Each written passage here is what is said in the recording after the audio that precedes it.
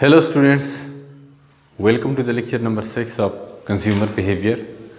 Today we have got a very important topic of consumer behavior that is called consumer research.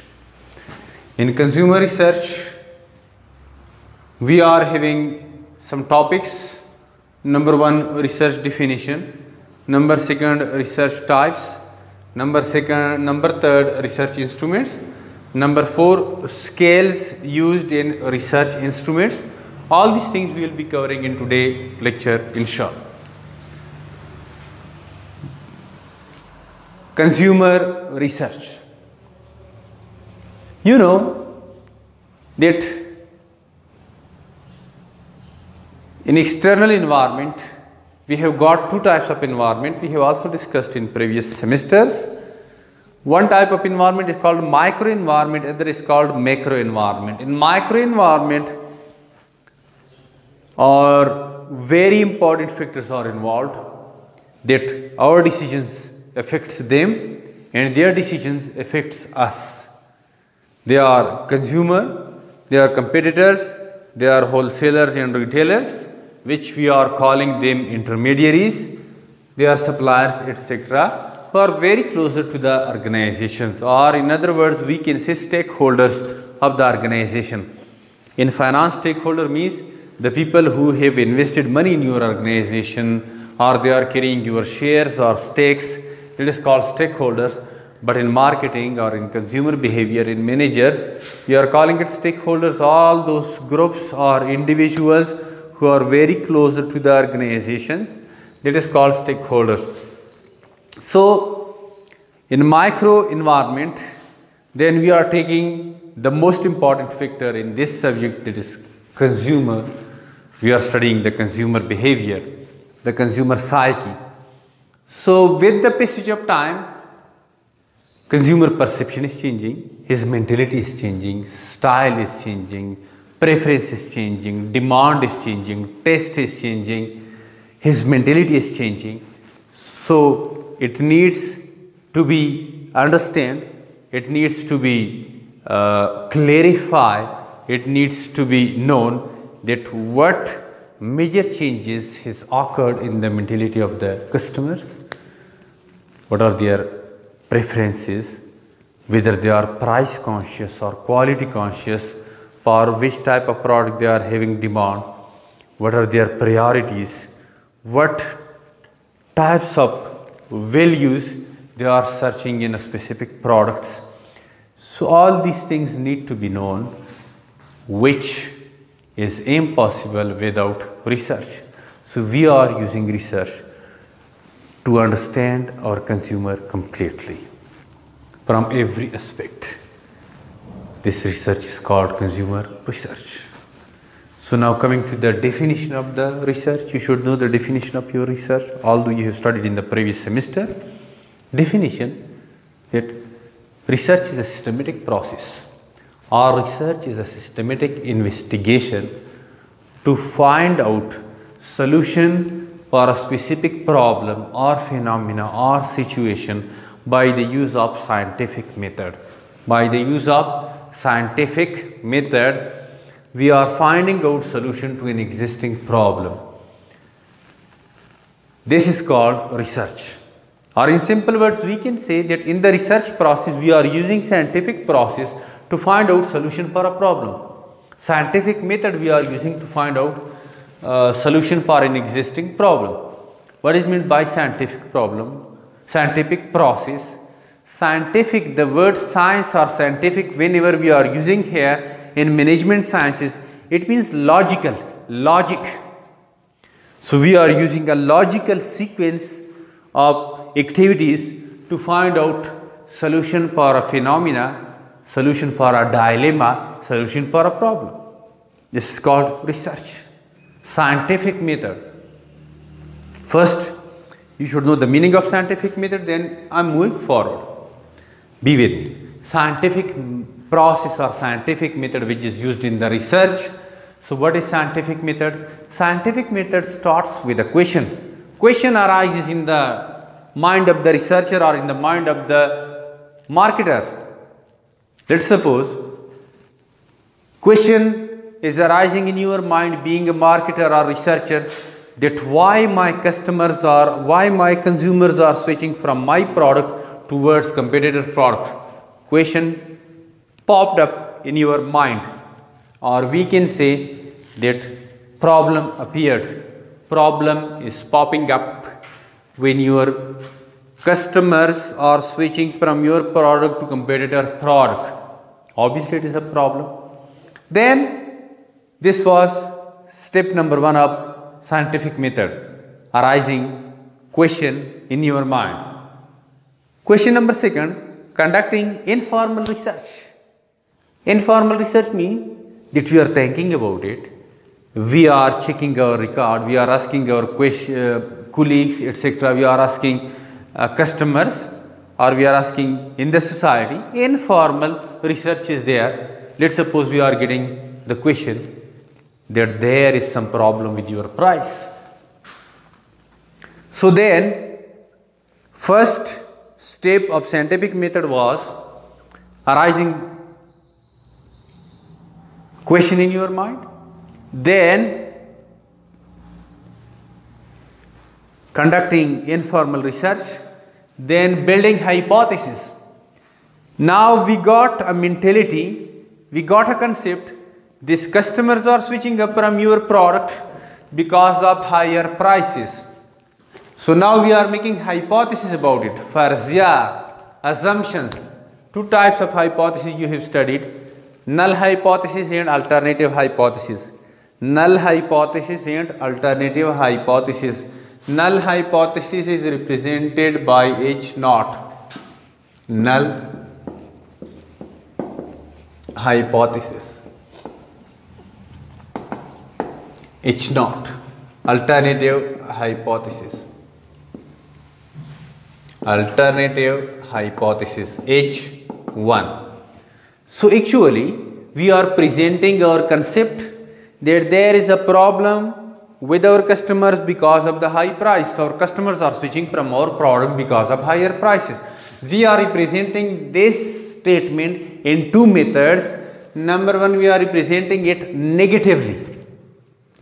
We are saying that customers are switching from our product not because of price. Our price is not the reason which make the customer switch from our product to the competitor product. This is called null hypothesis. We took the negative relationship between the 2 variables. Switching of the customer is 1 variable, or decrease in sale, and price is another variable. There is no relationship between these 2 variables. This is called null hypothesis. And alternative hypothesis, we are showing the statement positively, that customers are switching from our product to competitor product because of our higher prices. We showed positive relationship between these 2 variables, and we are calling it alternative hypothesis, represented by H1. So why we are writing this concept in 2 forms? Because we are testing this hypothesis. In the further process of research, we will reach either to this answer or to this answer. If we are reaching to this answer, null hypothesis, that there is no relationship between the customer switching from your product to another product and price, it means that our informal research at the start or our mentality was wrong.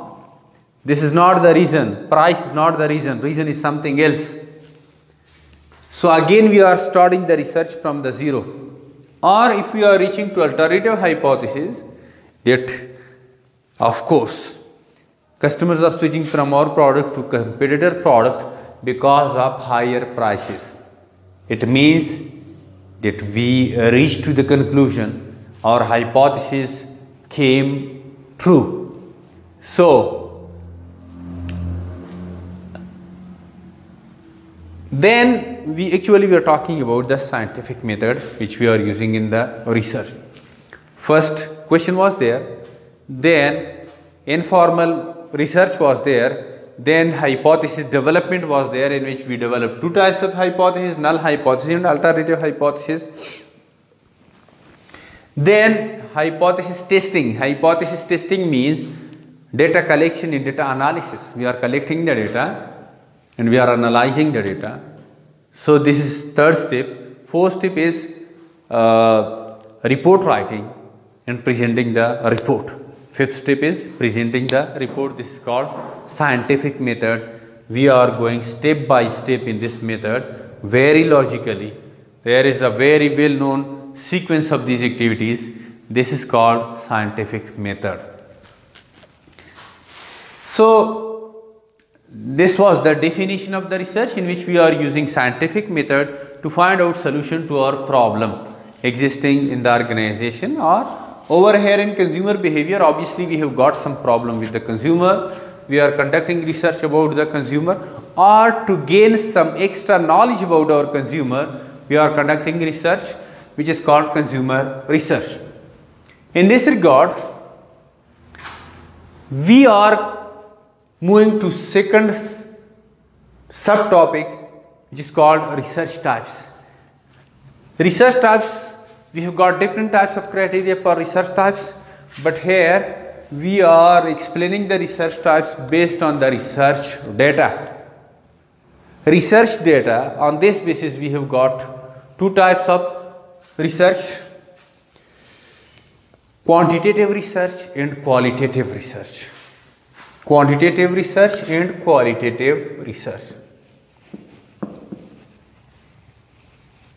Quantitative and qualitative. Quantitative research and qualitative research. In quantitative research, we are conducting a research about a variable which can be represented numerically, like demand, which percentage, 10%, 5, 15%, 20%, 30%, 40%, demand, profit, $1,000, $2,000, it is represented in numbers. Decrease in demand, increase in demand, sale, profit, revenue, units of the product that we are selling or we have sold, or we are selling per year, per annum, semi-annually, annually. All these variables can be represented in number forms. When we are conducting research about these numbers, it is called quantitative research.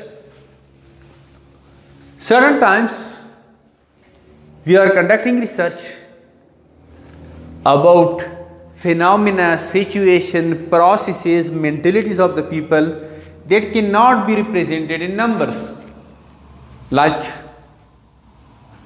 customer interest in our product. Now we cannot say that our customers are interested by 3 degrees, 45%, 50%. We cannot say it. It is some abstract thing that cannot be represented by numbers. When we are conducting research about these characteristics, attributes, feelings, mentality, perception, psyche of the customer, obviously it is called qualitative research.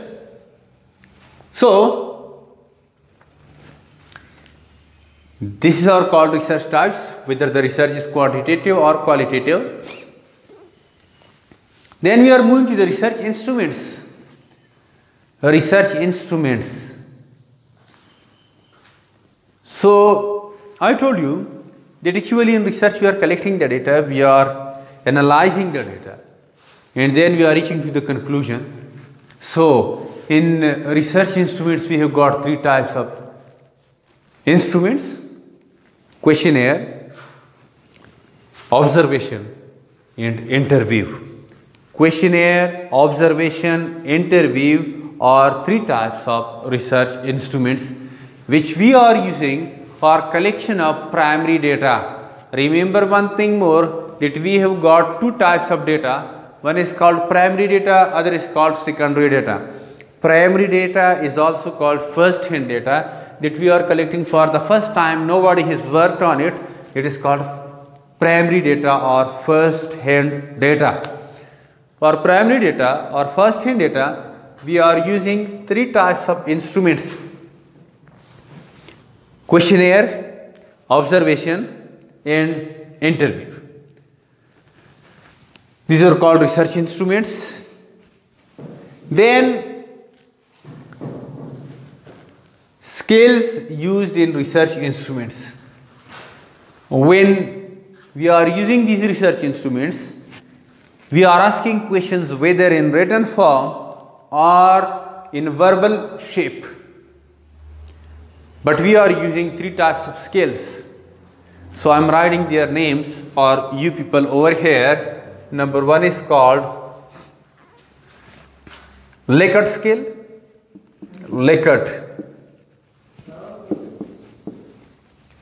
scale. Number second, semantic differential scale.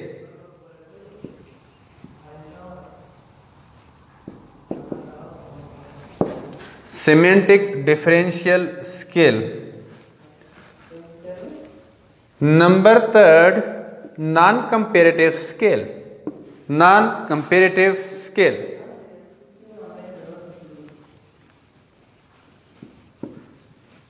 Non-comparative scale. I told you that whenever we are collecting the data through research instruments or in research instrument, whether it is questionnaire or it is interview, etc. So we are using these three types of standards or criteria to structure our questions, to design our questions. They are called scales. So scale number one is Likert scale. Scale number second is semantic differential scale. Scale number third is non-comparative scale. Likert scale, which shows us the degree of agreement or disagreement of the respondent. This type of scale or question is called Likert scale. Why it is called Likert scale? Because it was written by the Likert, which shows the degree of agreement or disagreement. Like I am giving you one question. I am giving you one example, live example. Let's suppose we are asking our customers, how much you like this marker? What is its name? Piano. Syed or Piano, whatever it's written over here, Piano. Up to which level, or we can say, let's say it another way. We are writing a statement that piano marker is best in the market of all other markers. So in the answers we are writing from whichever the respondents will select, strongly agree, don't know, disagree, strongly disagree. So from these options, the respondents will select the answer, or it shows the level of agreement or disagreement with a given statement in your question. This is called Likert scale, presented by Likert. That's why we are calling it Likert scale. Next we have got, so, or we can say over here that it shows a movement of liking or disliking on this continuum. Continuum. What is meant by continuum? That when we are going here, this property is decreasing or increasing. So this over continuum. On the continuum he is selecting. He is agree, he is very much agree, he is disagree, he is very much disagree. This is called continuum. The characteristics is increasing or decreasing. So he is showing his agreement on continuum somewhere on the continuum. Then we have got semantic differential scale. In semantic differential scale, that shows the two extreme point, not less agree, more agree, no. Very intelligent, very stupid. So you saw very intelligent, very stupid. Two extreme points. Excellent, poor. Strongly agree, strongly disagree. not in between something. So this is called semantic differential skills. Whether extreme positive or extreme negative, the performance of the mobile is very good. This is a statement. Questions are given there. It's extremely good or it's very poor. You are selecting from these two. This is called semantic differential skill. Number third is non-comparative skill. In these questions, options are given. There is no comparison between these options. Like, there is a question that, let's suppose we are asking questions from a student. From which source you are studying? Number one, book. Number second, YouTube lectures. Number third, ebook. Number fourth, library. So you see, different options are given here and he is selecting one. There is no comparison, less, more, no. It's not like that. So this is called non-comparative skill because the options are not comparative to each other, but there are options. So these are different skills which we are using while designing the research instruments. So this was your initial class of consumer behavior in which we talked about consumer research, initial class of the consumer research. We will be moving forward with the consumer research. Thank you very much, students. See you in the next class. Be with me. Khuda Hafiz.